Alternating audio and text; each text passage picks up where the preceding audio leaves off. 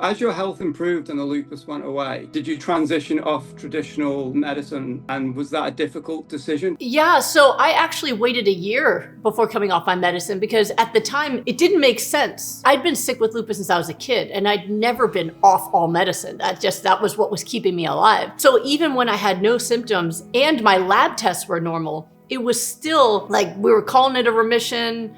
I was still seeing the doctor every month. They were still running my labs regularly. It was this kind of weird space for all of us. We didn't really know what to do. I did come off of the other medicines. I don't have antibodies. I don't need to take other medicines. I stopped taking things for pain. The last thing I came off was the blood thinner. So I had to inject myself every day with blood thinners because I was actually having mini strokes in medical school. I was sending blood clots into my brain. I was getting double vision.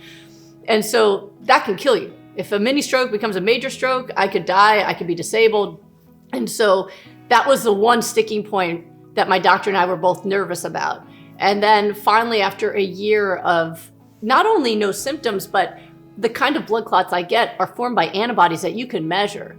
And so all of the lab tests continued to show that I had no antibodies for clots. So at that point, I had the talk with my rheumatologist and said, listen, I don't want to die, but I hate injecting myself if I don't need to. Plus, every time I'd get a paper cut, it'd be a horror movie scene. I'm covered in blood. So I said, let's try it. Let's keep testing me. And if I have a symptom, an issue, an abnormal lab, I'm right back in the chair. We put medicines back.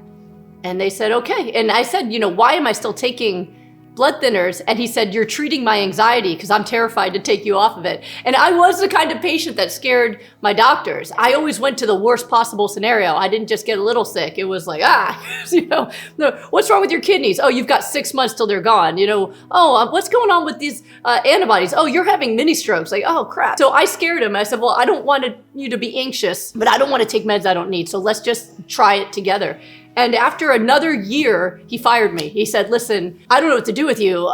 You take no medicines, you have no symptoms, your labs are normal. If I didn't know your chart from before you came to me, I would wonder if you ever had lupus. He said to the med student, she alleges to have lupus, but she's fine. Like, I can't find anything wrong.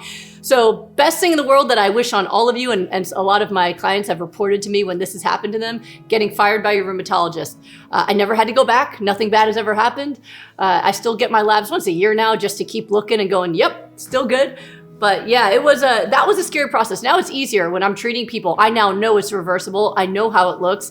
And it's easier to say, yes, you did it, you're healthy. But back then, as the first person to do it, yeah, it was very slow because I want to live more than I want to be off meds. Like I'm willing to do whatever it takes to be alive. I'm not anti-doctors, not anti-meds. I'm pro what works.